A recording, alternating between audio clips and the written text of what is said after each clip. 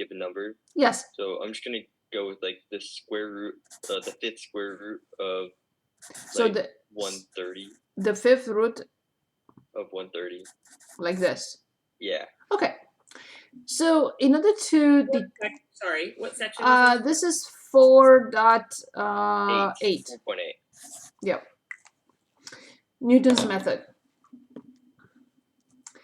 So in order to approximate this with Newton's method, remember Newton's method requires a function.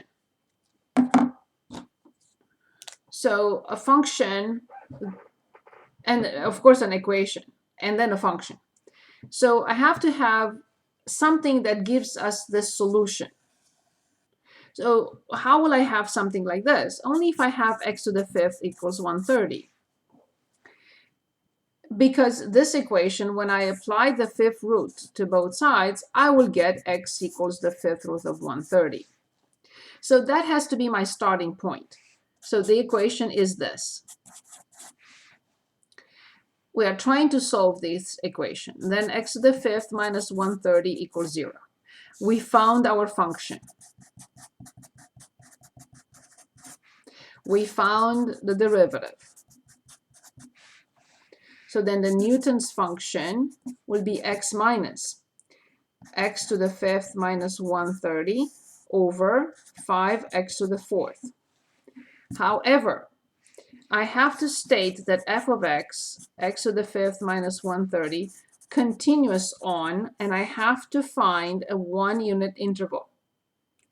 I have to show that at this point is positive and that this is negative, or vice versa, by IVT, intermediate value theorem for continuous functions. But I have to find the interval. How on earth will I find the interval? Well, I have to cheat a little bit, which is not cheating. I have to put 130 and power 1/5. I have to see what this is approximately. So it's 2.64. So the interval must be between between 2 and 3. So 2 and 3. And I will show that at f of 2 is negative, f of 2 is negative, and f of 3 is positive. How do I know? Because 2 to the fifth is 32, so this will be negative. And 3 to the fifth will cover this, so it will be positive. So by IVT, for continuous functions that change sign between 2 and 3, I will say there exists a C in the interval 2, 3 such that f of C must be 0. I stated the theorem for continuous functions. I show that it changes sign, and I know that it must be a solution. There must be a solution between 2 and 3. Now I have to decide upon x0. Do I choose 2? Fine, safe. Do I choose 3? Fine, safe. It doesn't matter. Because remember, the starting point has to guarantee that this denominator is not 0. So it doesn't matter. So let's say I'm going to start at 3. If I start at 3,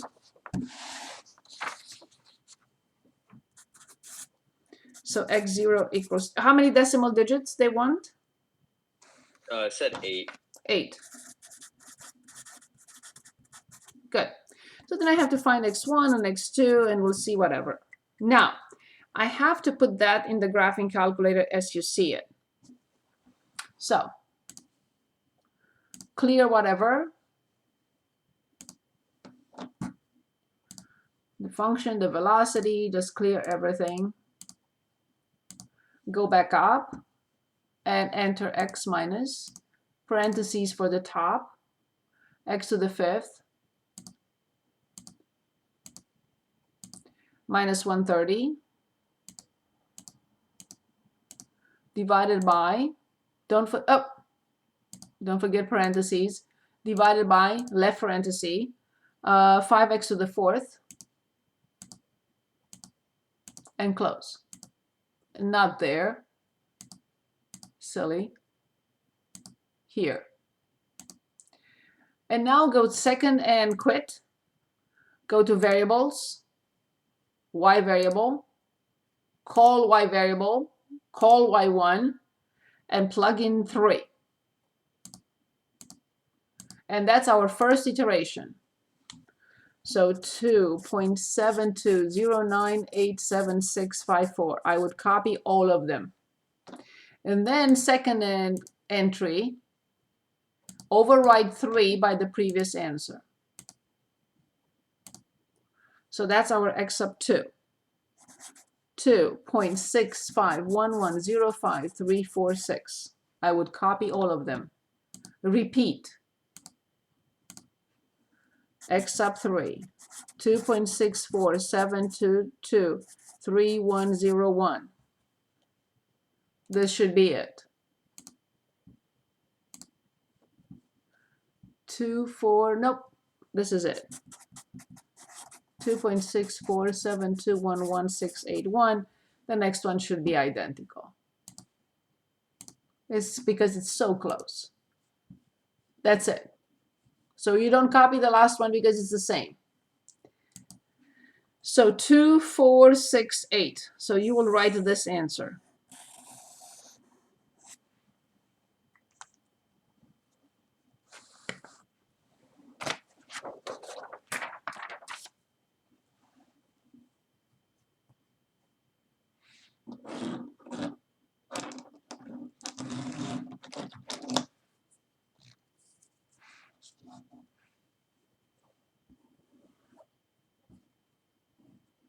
How is this, Aaron?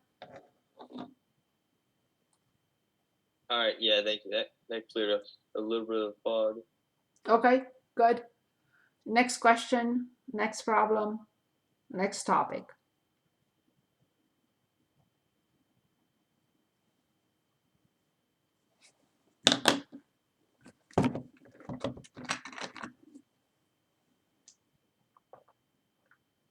Can we talk about the Riemann sum?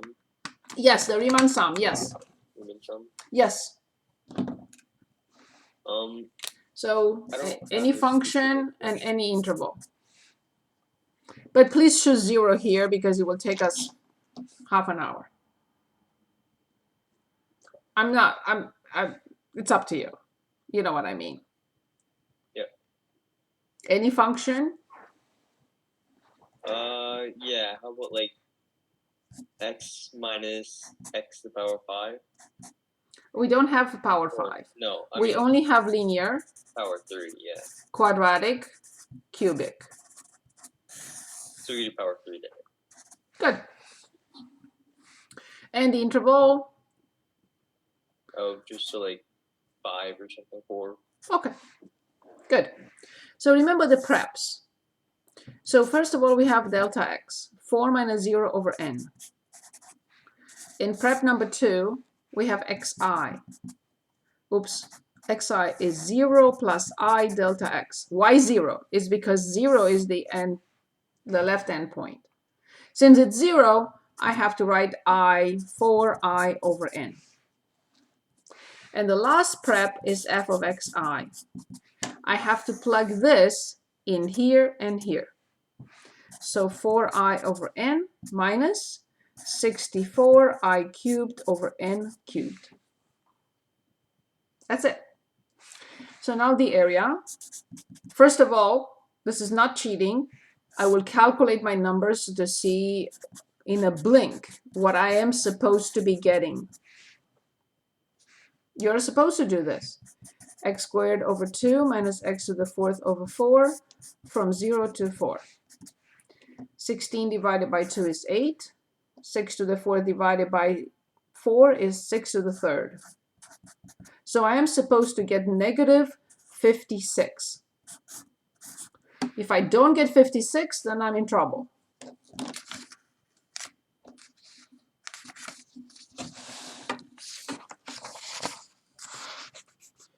Okay. Good.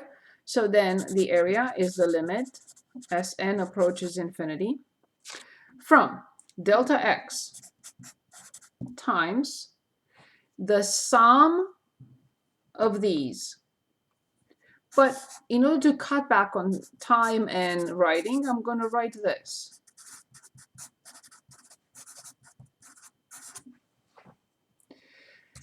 So the sum of this is 4 over n, the sum of I, minus the sum of this is 64 over n cubed, the sum of I cubed.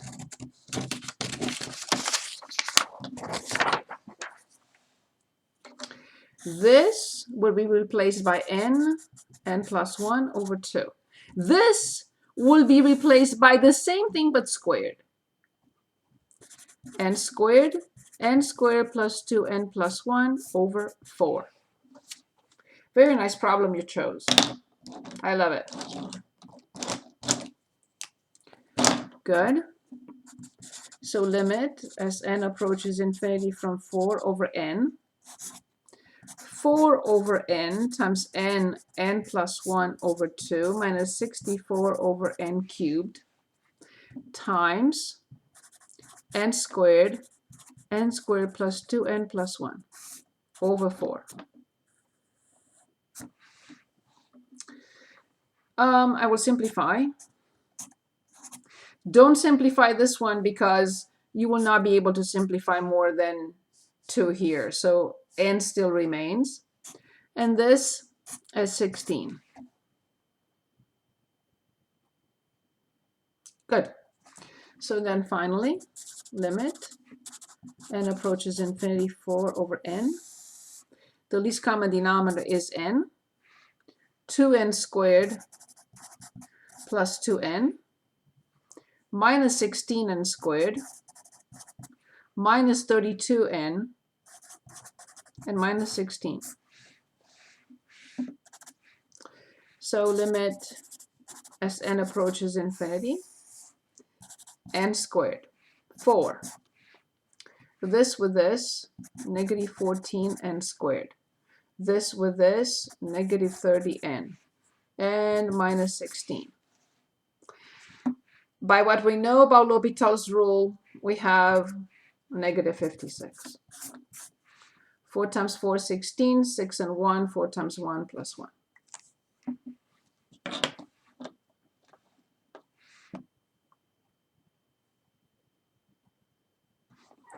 Any questions?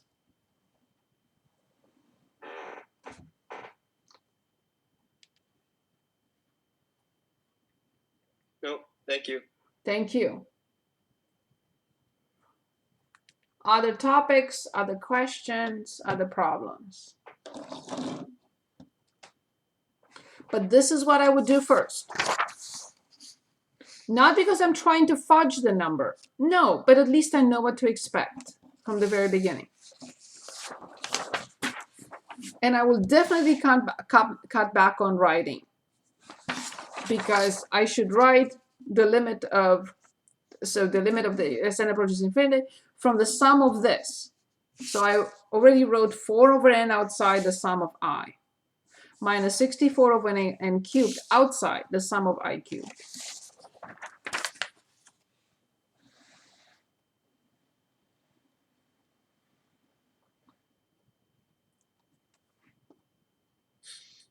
All right, I have another limit. I'm ready. I'm trying to decide which one.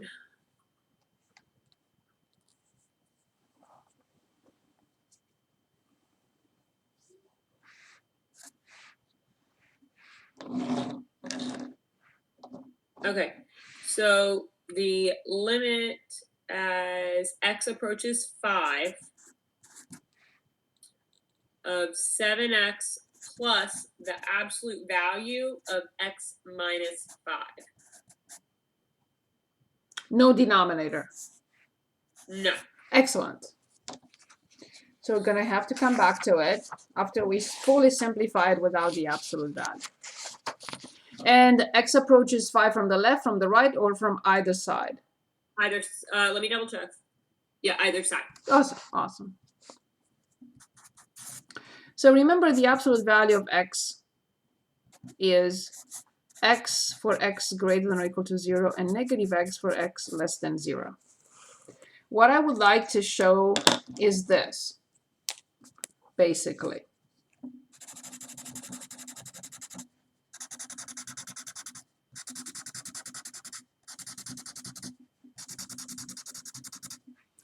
So 1, 2, 3, 4, 5 have to be the same, no matter what it is. So then the absolute value of x minus 5 has to be x minus 5 if x minus 5 is greater than or equal to 0. The opposite of x minus 5 and x minus 5 less than 0. 1, 2, 3, 4, 5. 1, 2, 3, 4, 5. Identical. So therefore, the absolute value of x minus 5 is x minus 5 for x greater than or equal to 5. Do not solve the other one. If this one says greater than or equal to 5, this one must say the opposite. If this one says less than or equal to 5, this must be greater than 5. Do not waste your time solving this one. It has to be what is not here must be here. And here I distribute negative x plus 5. So therefore, 7x plus the absolute value of x minus 5 must have two options because this piece has two options. If x minus 5 in absolute value has two options, this whole thing has to have two options. The first option is 7x plus x minus 5 for x greater than or equal to 5. And the other option is 7x minus x plus 5 for x less than 5. So how did I get this? It's 7x minus the first piece for greater than or equal to 5, and 7x plus this, plus the second option for x less than 5. Of course, I'll simplify, and I have 7x plus x is 8x minus 5 for greater than or equal to 5, and 6x plus 5 for x less than 5. So now this is what I'm determining the limits on. So the first limit will be limit as x approaches 5 from the right of 8x minus 5. And the other one must be the limit as x approaches 5 from the left of 6x plus 5. If they are the same, then I go back and I put here whatever. If they're not the same, I'll go back and put in D and E. So what is the limit from the right? 35. Because we have 40 minus 5, which is 35. And what is the limit? 35. 35. So therefore,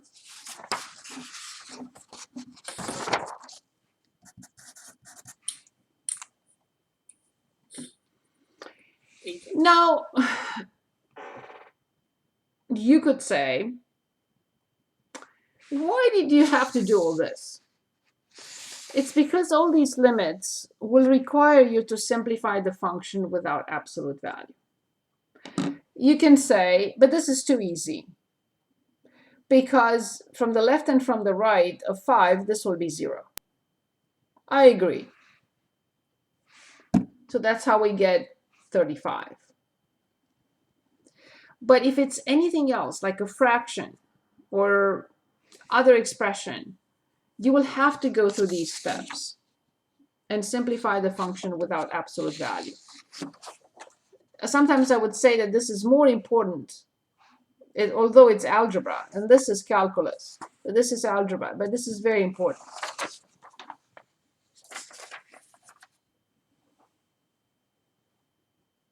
Good, very good question. Next.